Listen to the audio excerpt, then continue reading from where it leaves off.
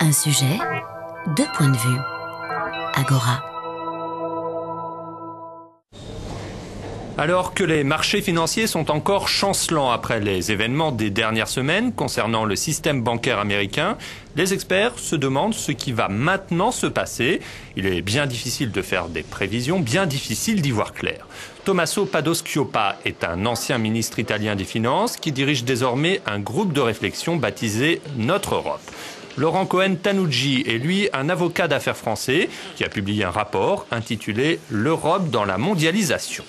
Dans Agora, tous les deux parlent de ce que l'Union européenne doit faire pour sortir de la pire crise financière survenue depuis des décennies. C'est la première fois depuis la Deuxième Guerre mondiale, je crois, qu'une crise financière majeure a ses racines aux États-Unis, dans un marché immobilier américain et dans les institutions financières américaines.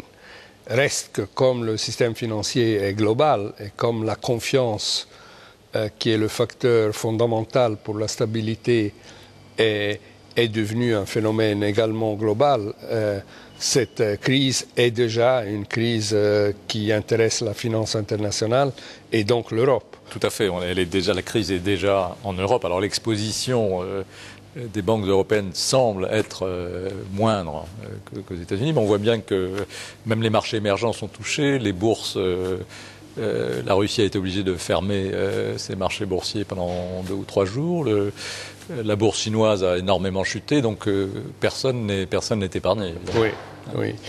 Et il y a un élément, je crois, qui est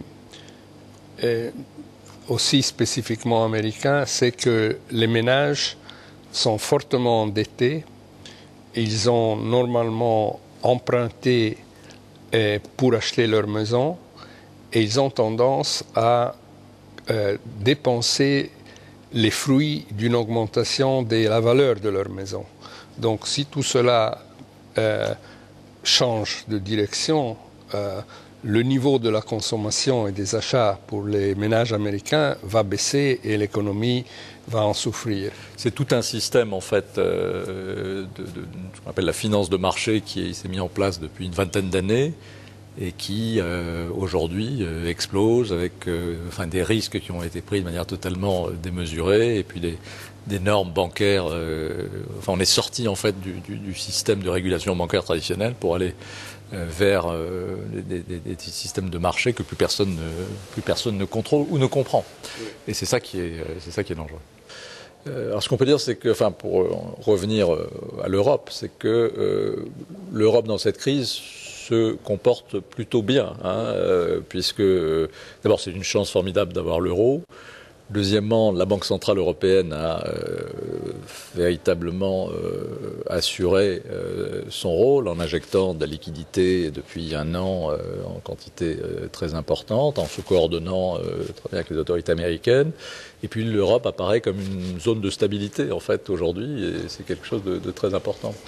Oui, tout à fait. Et elle a ainsi démenti toutes les prévisions et les jugements négatif qu'on avait entendu tout au début de l'euro quand on disait qu'en cas de crise financière, la construction qu'on venait de mettre en place n'aurait pas fonctionné. C'est exactement le contraire qu'on a vu. Reste, à mon avis, qu'il y a une grosse lacune, c'est que la monnaie est une seule monnaie, la politique monétaire est une seule politique monétaire, les injections de liquidités se décident vite et d'une manière courageuse à Francfort, mais la supervision financière est restée cloisonnée entre pays. Elle n'est pas homogène malgré les directives communes et il n'y a pas de partage d'informations suffisant. Donc si vraiment un établissement majeur en Europe devait se trouver en difficulté, ces défauts viendraient en lumière d'une manière très forte.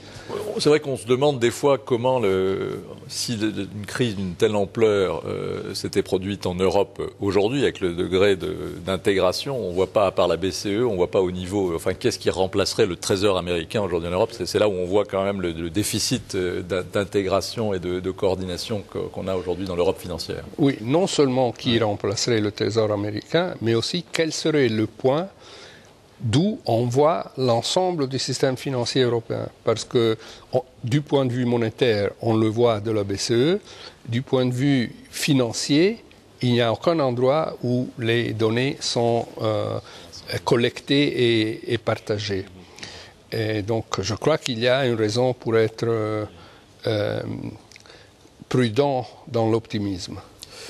Et alors pour l'avenir, comment est-ce que alors, après la décision donc, qui vient d'être prise par les autorités américaines, je pense que la clé en ce moment est la confiance. Tant que les gens sont dans la panique, elle ne bouge pas. Toute crise, par définition, est quelque chose qui se passe rapidement. Personnellement, je pense qu'il y a plus que cette crise aiguë. Il y a dans le background le fait que l'économie américaine ne peut pas continuer à une croissance élevée qui est fondée sur la dette extérieure et que les prix des matières premières resteront élevés et vont augmenter encore plus parce que la pression est déterminée par le fait qu'un tiers de l'humanité est en train de lever ses niveaux de vie. Et nous présente un scénario, me semble-t-il, dans lequel il y aura plus d'inflation et moins de croissance de toute manière. Mais il y a peut-être une opportunité pour l'Europe, justement, si on arrive à sortir de cette crise, pour prendre sa place avec une économie américaine qui a donc les difficultés que vous dites, les pays émergents qui sont quand même eux aussi affectés par la crise, et qui ont également un certain nombre de fragilités. Donc l'Europe doit véritablement avoir une stratégie pour la mondialisation, une stratégie positive, que la stratégie de Lisbonne, qui est une stratégie d'adaptation à la mondialisation, est certes nécessaire et doit être renforcée, améliorée, mais il lui faut également à l'Union européenne une stratégie économique extérieure pour pouvoir influencer la mondialisation et pour pouvoir jouer. L'Europe est après tout la première puissance économique et commerciale du monde. Elle ne joue pas encore aujourd'hui le rôle qu'elle devrait jouer dans la régulation de l'économie mondiale. Je suis d'accord et je crois qu'une des leçons à en tirer est qu'il faut plus d'Europe et pas moins d'Europe devant ces événements. Absolument.